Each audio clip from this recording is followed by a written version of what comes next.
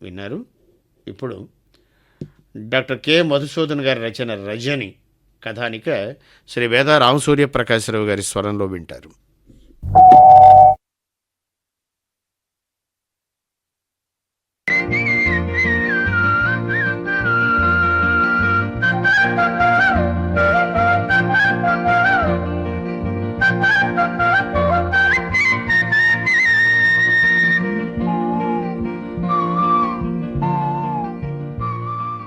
Ring tone వినగానే పోయిన ప్రాణం లేచొచ్చినట్టయింది మూర్తికి. వాహ్ వాహ్!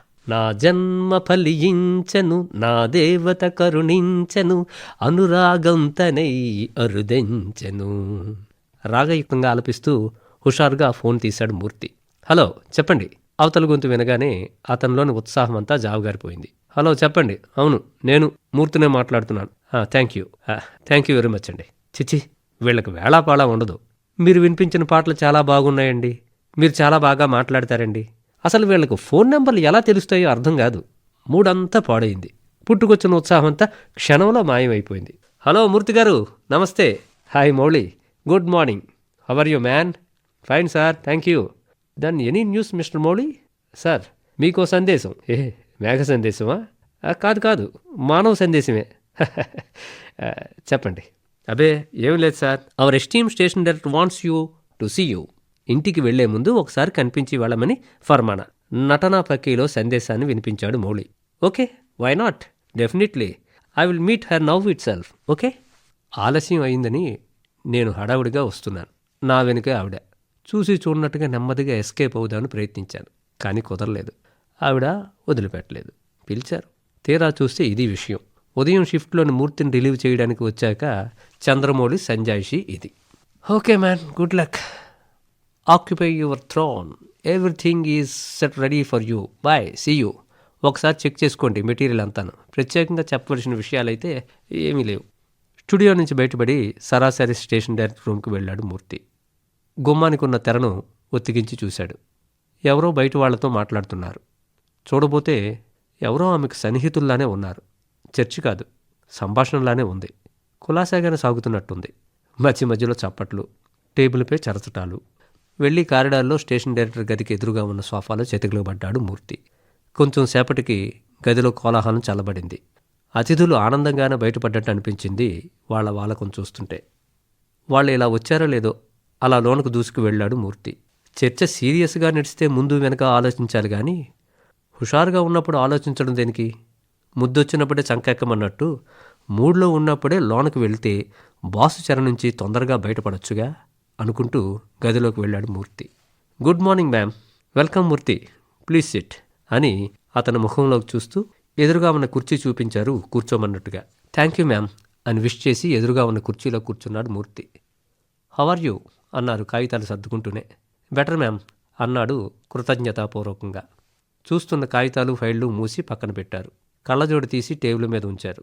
2 చేతులు టేబుల్ మీద ఉంచి ఒక చేతి వేళ్లలోకి మరో చేతి వేళ్లు చొప్పించి గట్టిగా బిగించి పట్టుకుని టేబుల్పై తట్టిస్తూ సూటిగా అతని ముఖంలోకి చూస్తూ, చూడు మిస్టర్ మూర్తి, నేను ఎప్పుడు ఎక్కడికి వెళ్ళినా అందరూ ఎఫ్ఎం గురించి చాలా బాగా చెబుతారు.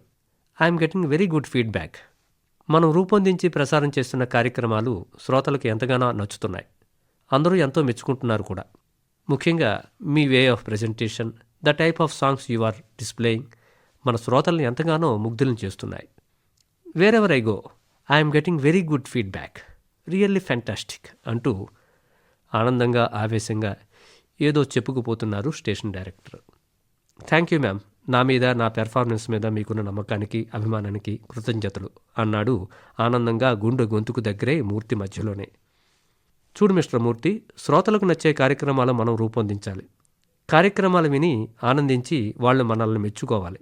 ఆ స్ఫూర్తితో మరిన్ని మంచి కార్యక్రమాలు మనం తయారు చేసి ప్రసారం చేయాలి. అయితే శ్రోతలకు మనం ఎప్పుడూ కృతజ్ఞులమయ్యే ఉండాలి.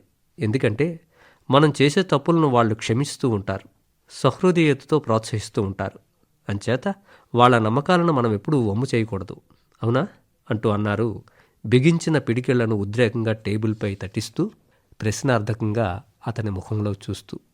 చర్చి ఎటునుంచి ఎటు వెళుతుందో అయోమయంగానూ అదురుగానూ అనిపించింది మూర్తికి. అవును, మీరన్నది 100కు 100 నిజం మ్యామ్ అన్నాడు తన్ను తాను అదుపులో ఉంచుకుంటూ. చూడు మిస్టర్ మూర్తి, ఈ మధ్య నీలో ఏదో మార్పు కనిపిస్తుంది. ఏమైందో ఏమో నాకైతే తెలియదు, కానీ నేను మాత్రం దీన్ని డైజెస్ట్ చేసుకోలేకపోతున్నాను. అది నిర్లక్ష్యమో ఏమో నేనైతే చెప్పలేను, కానీ మనిషి ఇక్కడ మనసు ఎక్కడో అనిపిస్తుంది చాలాసార్లు. గుక్క తిప్పుకోకుండా ఏకధాటిన మాట్లాడుతున్నారు. ముఖంలో రంగులు మారుతున్నాయి. రాను రాను కొలువు కూటమి రణరంగంగా మారుతున్నట్టుంది. ప్రేమ వాత్సల్యంతో మొదలైన సంభాషణ నెమ్మదిగా అధికారం, దర్పం, గొంతులో సుడులు తిరుగుతోంది. జరుగుతున్న మార్పుకు అతనిలో ఏదో తెలియని ఆవేదన రగులుకుంటుంది. ముఖం వివర్ణమవుతుంది. పైకి వెళ్ళగక్కుకోలేని బాధ ఏదో అతన్ని లోపల దహించడం మొదలైంది. ఆమె ముఖంలోకి సూటుగా చూడలేకపోతున్నాడు. తల వంచుకుని కుర్చీలో ఓ మూల ఒదిగి కూర్చున్నాడు. గొంతు పొడారిపోతుంది. చూడు మూర్తి, మీ సెల్ ఫోన్ రింగ్ టోన్ చాలా బాగుంది కదూ. Hats off to your beautiful taste. I right? ఈ మధ్య 2-3 సార్లు నేను విన్నాను. అఫ్కోర్స్ బ్రాడ్కాస్టింగ్లోనే అనుకోండి. ఒకసారి అయితే బాగానే ఉన్నట్టు అనిపించింది. ప్రతిసారి ప్రతి సందర్భంలోనూ బాగుండదు కదా. అన్నట్టు మీరు మీ సెల్ ఫోన్ను స్విచ్ ఆఫ్ చేయడం మర్చిపోయానా అంటూ ప్రశ్నార్థకంగా అతని ముఖంలోకి చూశారు. కానే కాదు, మొమ్మాటికి మర్చిపోలేదు. నా కోకిల వస్తుందని, తనతో వసంతం తెస్తుందని కావాలని అలా ఉంచాను అని గట్టిగా అరవాలనిపించింది. కానీ గొంతు పెగల్లేదు. మాటలు పెదవి దాటలేదు. Yes ma'am, sorry ma'am, sorry, పొరపాటైంది అన్నాడు తడబడుతూ. ఎస్ యువర్ రైట్, పొరపాటు జరిగింది. పొరపాటు జరగడం సహజం. మొదట జరిగిన పొరపాటుకి ఎక్స్క్యూజ్ ఉంటుంది. మరి అదే మళ్ళీ మళ్ళీ పునరావృతమైతే చెప్పండి అన్నారు కఠినంగానే. ఆమె చెప్పిందేమీ అతను బుర్రకెక్కడం లేదు. మెదడు మొద్దుమారిపోయింది. తల ఉంచుకొని నేలచూపులు చూస్తూ కూర్చున్నాడు. మళ్ళీ ఆవిడే ప్రారంభించారు. ఇలాంటి మీ వైపు నుండి నేనెప్పుడు ఊహించలేదు. నీలాంటి తెలివైన సమర్థవంతమైన పిల్లల్ని వదులుకోవడం నాకే కాదు, ఏ స్టేషన్ డైరెక్టర్కు చేత కాదు. అందుకే ఇంతగా హెచ్చరించడం, ఇన్నిసార్లు మందలించడం. సరే, ఇక వెళ్ళండి. Don't repeat it again, okay? ఆమె గొంతులో అధికారం, ఆమె మాటల్లో ఆజ్ఞ ప్రస్ఫుటంగా కనిపించాయి. ఈ మాటలను జవదాటరాదనే హుంకారం కొట్టొచ్చినట్టుగా కనిపించింది. వెళ్ళమన్న మాట ఆమె నోటి నుంచి వెలువడిందే తడవుగా కుర్చీలోంచి చిర్రులను లేచి పంజరం తలుపులు పైకెత్తగానే కొత్తగా వచ్చిన రెక్కలను టపటపలాడించుకుంటూ బయటపడ్డ పక్షిలా చరచర అడుగులు విసిరేశాడు మూర్తి. రేడియో ఓ అద్భుతమైన ప్రసార సాధనం. ప్రజాజీవన సంస్కృతికి దానికి పెద్ద లంకే. ప్రజలకు అవసరమైన సమాచారాన్ని అందజేయడం, ప్రజల్లో అనేక విషయాల మీద విజ్ఞానాన్ని పెంపొందించడం, మధ్యలో వినోదాన్ని పంచడం దాని విధి. జీవితం యాంత్రికమైన నగర జీవులకు, ఊపిరి సెలపని ఒత్తిళ్లలో సతమతమయ్యే యువతకు రేడియో ఎఫ్ఎంలు పెద్ద వరం, ఆట విడుపు. యువతకు విజ్ఞానంతో పాటు వినోదాన్ని, సాదాసీదా జనావళికి సామాజిక జీవనానికి అవసరమయ్యే విషయాలను చెబుతుండాలి. అందుకు కొంత నేపథ్యం కావాలి. అలాంటి ప్రజ్ఞా పాఠవాలున్న యువతకు బ్రహ్మరథం పడతాయి ఎఫ్ఎంలు. అదిగో అలా ఓ పక్క యూనివర్సిటీలో చదువుకుంటూ ఈ రంగంలోకి అడుగుపెట్టాడు మూర్తి. ఎందరో మన్ననలను పొందాడు, ఎందరో సన్నిహితులను కూడా పొందాడు. అదిగో ఆ దారిలోనే ఓ కోయిల తన జీవితంలోకి ప్రవేశించింది. తన కుహూ రావంతో హృదయ నందనాన్ని పులకించి పరవశింపజేసింది. ఆ కోకిల గానాన్నైతే విన్నాడు గాని కోకిలనెప్పుడూ చూడలేదు. ఆ కోయిల ఇప్పుడు ఏ పంజరంలో చిక్కుకుపోయిందో. తన బ్రతుకులో గ్రీష్మాన్ని మిగిల్చిపోయింది. బ్రతుకును ఎడారిగా మార్చివేసింది. వడివడిగా అడుగులేస్తూ ఆఫీసు నుంచి బయటపడ్డాడు మూర్తి. కాలం శీతాకాలమైనా మండు వేసవిలా ఎండ విరగ్గాస్తుంది. పొద్దుట్నుంచి స్టూడియోలో చల్లని వాతావరణంలో ఉన్నాడేమో, బయటకు రాగానే ఎండ చెంప చెళ్ళుమనిపిస్తుంది. హాస్టల్కు చేరుకున్న మూర్తికి ఆ గది ఒక చెరసాలలా ఉంది. పుస్తకం తెరవబుద్ధి పుట్టడం లేదు. ఎవరినీ దరిచేరనివ్వడం లేదు. తినాలంటే ఏమీ సహించడం లేదు. ఎంత ప్రయత్నించినా కంటి మీద రెప్పవాలడం లేదు. మనసంతా పిచ్చి పిచ్చిగా ఒకటే ధ్యాస. రోజూ ఎంతమంది ఫోన్లు చేయడం లేదు, ఎంతమందితో తను మాట్లాడడం లేదు. ఆమె మాటలకే తను ఎందుకంత పరవశించిపోతున్నాడు? ఆమెలో ఏదో వశీకరణ శక్తి ఉంది. అవి మాటలు కావు, తేనెల ఓటలు. కళ్ళ నిండా ఏదో అద్భుత రూపం, ఎప్పుడూ చూడని, కలలో కూడా కనని సుందర శిల్పం తన మది నిండా పరుచుకుంది. అందమైన కళ్ళు, వాడైన ఆ చూపుల తూపులు తన్ను కవ్వించి కలవరపెడుతున్నాయి. అపురూపమైన ఆమె సౌందర్యం తన్ను నిలువునా దహించి వేస్తుంది. ఇంతలో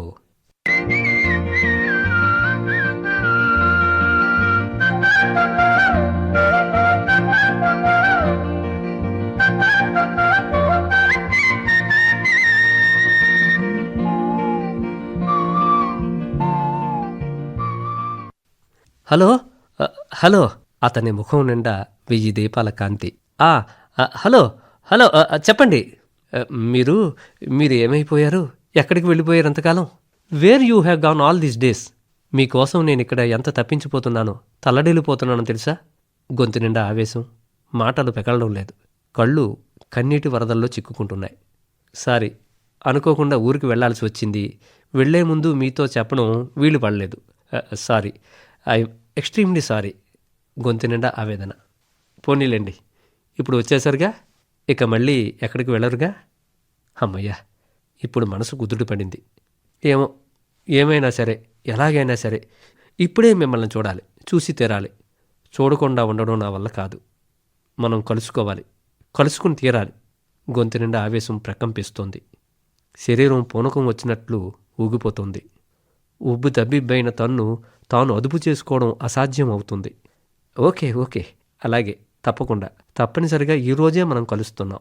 సరే, మీరెక్కడికి కదలక్కర్లేదు, అక్కడే ఉండండి. తప్పు నా వైపున జరిగింది కాబట్టి నేనే అక్కడికి వస్తాను. ఇప్పుడు మనసు కూతురు పడిందిగా, నన్ను మనసారా క్షమిస్తారు కదా? ఉంటాను. By by. క్షణంసేపు ఊపిరాడనివ్వకుండా మహోద్వేగంలో ముంచి తేల్చి ఫోను పెట్టేసింది. మనసు ఇప్పుడు ప్రశాంతంగా ఉంది. తన్ను ఒంటరి చేసి వెళ్ళిందనుకున్న కోయిల తానే వెతుక్కుంటూ వచ్చింది. ఇంకెంత? ఇంకా కొన్ని గంటలు మాత్రమే. కొన్ని గంటలు ఓపిక పడితే తను కలలుగన్న కోయిల తన ముందు వాల్తుంది. అవును, తన ముందు వాల్తుంది. తన కుహూ ఆరవాలతో బ్రతుకును వసంతమయం చేస్తుంది. అవును, వసంతమయం చేస్తుంది అనుకుంటూ మూర్తి తనువంతా తన్మయంతో తరించిపోయింది. పగలంతా చండ్ర నిప్పులు చెరిగిన సూర్యుడు నెమ్మదిగా పశ్చిమాభిముఖుడవుతున్నాడు. సముద్రం దగ్గర ఉండడం వల్ల వాతావరణం చాలా తొందరగానే చల్లబడిపోయింది. చల్లటి సముద్రపు గాలి ఒళ్ళంతా నిమురుతుంటే హాయిగా ఆహ్లాదకరంగా ఉంది. పగలంతా పెళ్లి పందిరిలా కళకళలాడిన కాలేజీలు సాయంత్రానికి పెళ్లివారు ఖాళీ చేసిన విడిది గృహాల్లా ఉన్నాయి. కాలేజీలను దాటుకుని వెనుక వైపుకు వెళ్తే అక్కడ యూనివర్సిటీ హాస్టళ్లు. హాస్టల్ వైపుగా వెళ్తుంటే జట్లు జట్లుగా ఎదురుపడుతున్నారు విద్యార్థులు. ముఖాలలో ఆనందం, ఉత్సాహం తొణికిసలాడుతుంది. బహుశా కాలక్షేపానికి కాసేపు బయటకు వెళ్తున్నందుకేమో. కొందరు చేతిలో నోటు పుస్తకాలు కూడా ఉన్నాయి. బహుశా వాళ్ళు లైబ్రరీకి వెళ్తుండవచ్చు. మెయిన్ రోడ్డు వదిలి క్యాంపస్ లోపలికి వెళ్లే రోడ్డు మీదుగా కొంత దూరం వెళ్తే కనిపిస్తుంది పెద్ద భవంతి. అదే హాస్టల్. రాతి పురాతన కట్టడం. బహుశా తెల్లదొరలో కట్టిందేమో. 3-4 అంతస్తుల భవనం అది. ఒళ్లంతా ఉన్న కిటికీ కళ్లతో బాహ్య ప్రపంచాన్ని చూస్తోందది. ఎదురుగా పూలవనం, తోటమాలి అనుకుంటాను. పైపుతో మొక్కలకు నీళ్లు పెడుతున్నాడు. మధ్యలో రాతి బల్లల మీద అక్కడక్కడ కూర్చొని రేడియో వినిపిస్తున్న సంగీతాన్ని మంత్రముగ్ధులై ఆలకిస్తున్నారు. బండిని రోడ్డు పక్కన నిలిపి చెదిరిన జుట్టును, ఒంటిమీది చున్నీని సవరించుకుంటుందా అమ్మాయి. మేడమీది హాస్టల్ గదిలోంచి గయ్యమని విజిల్ వినిపించింది. ఆ అమ్మాయి అటు చూపు తిప్పగానే కిటికీ చాటుకు తప్పుకుందో ముఖం. ఎదురుగా వస్తున్న జట్టులోని ఓ కుర్రాడు, ఎక్స్క్యూజ్ మీ, ఎవరికోసం? ఎవరు కావాలి మీకు? అన్నాడు ఆమె వైపు చూస్తూ. నీకోసం కాదులే, రారా అంటూ అతడి చెయ్యి పట్టుకులాగాడు మరో అబ్బాయి. అంతా పకపక నవ్వుకుంటూ పరుగులు తీసింది కుర్రకారు. ఇంతలో పార్కులో బల్ల మీద కూర్చున్న ఓ యువకుడు తన వైపు రావడం గమనించిందా అమ్మాయి. తెల్లగా పొడుగ్గా అందంగా ఉన్నాడు. నల్లటి ప్యాంటులో తెల్లటి టీషర్ట్ను లోపలికి వేసుకున్నాడు. గడ్డం కొంచెం పెరిగి ఉంది, అయినా అందంగానే ఉంది. చూపుడు వేలుతో ఆమె వైపు చూపిస్తూ. అవును, నేనే అంది గలగల నవ్వుతూ. ఎన్నిసార్లు తనను మురిపించిన నవ్వది, ఎన్నిసార్లు తనలో గిలిగింతలు రేపిన నవ్వది. ఆ నవ్వుకు దూరమైపోయే కదా ఎంతకాలం విలవిల్లాడాడు, వలవలా ఏడ్చాడు. క్షతగాత్రుని గాయాన్ని సైతం మృదువుగా తాకి చల్లార్చగల మైపోత ఆ నవ్వు. తాను ఆమెతో జత కలిపాడు. పదండి, కొంచెంసేపు అక్కడ కూర్చోవచ్చు అంటూ పార్కులకు దారితీశాడతను. అతగాడిని అనుసరించింది ఆమె. ఇద్దరూ నడుస్తున్నారు పక్కపక్కనే. ఆమె ముఖంలోకి చూశాడు. అమావాస్య చీకటి. మళ్ళీ తరచి చూశాడు. ఎంత వెదికినా కనిపించని తన ఊహాచిత్రం తన్ని నిరాశపరిచింది. తేనెలూరించే కంఠాన్నిచ్చి ముఖానికి సొగసులద్దడం మరిచిపోయాడా భగవంతుడు.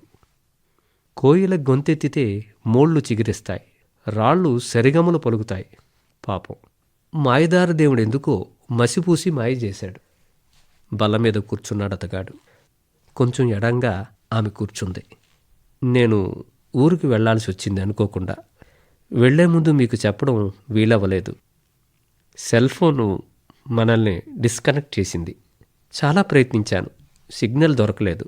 మిమ్మల్ని చాలా బాధ పెట్టాను, మీ హృదయాన్ని గాయపరిచాను, క్షమించండి అంది తలదించుకునే నేలచూపులు చూస్తూ బాధగా.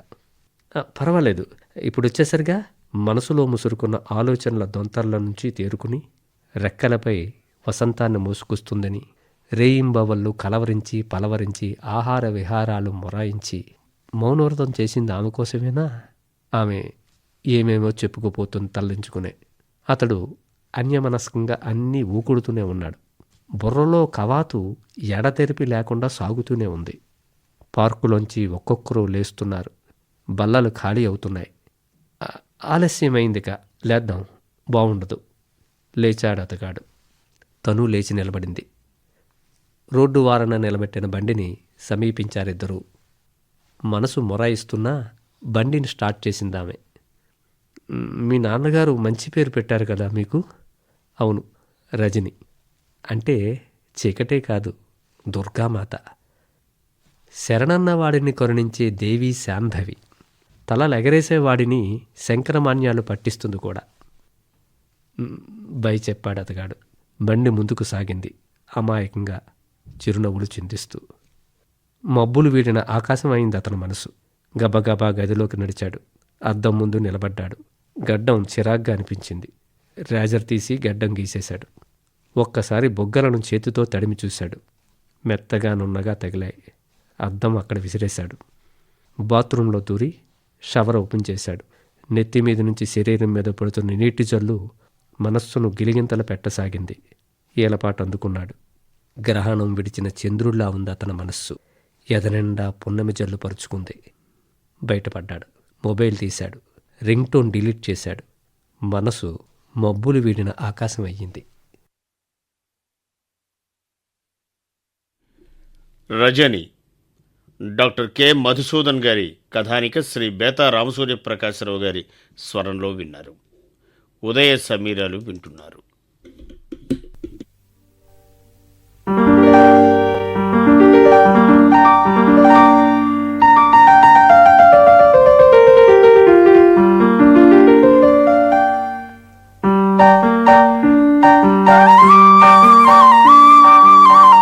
ఆకాశం అయింది అతని మనసు. గబగబా గదిలోకి నడిచాడు. అద్దం ముందు నిలబడ్డాడు. గడ్డం చిరాగ్గా అనిపించింది. రేజర్ తీసి గడ్డం గీసేశాడు. ఒక్కసారి బొగ్గలను చేతితో తడిమి చూశాడు. మెత్తగా నున్నగా తగిలాయి. అద్దం అక్కడ విసిరేశాడు. బాత్రూంలో దూరి షవర్ ఓపెన్ చేశాడు. నెత్తిమీద నుంచి శరీరం మీద పడుతున్న నీటి జల్లు మనస్సును గిలిగింతలు పెట్టసాగింది. ఏలపాటు అందుకున్నాడు. గ్రహణం విడిచిన చంద్రుల్లా ఉంది అతని మనస్సు. ఎదనిండా పున్నమి జల్లు పరుచుకుంది. బయటపడ్డాడు. మొబైల్ తీశాడు. రింగ్ టోన్ డిలీట్ చేశాడు. మనసు మబ్బులు వీడిన ఆకాశం అయ్యింది. రజని డాక్టర్ కె మధుసూదన్ గారి కథానిక శ్రీ బేతా రామసూర్య ప్రకాశరావు గారి స్వరం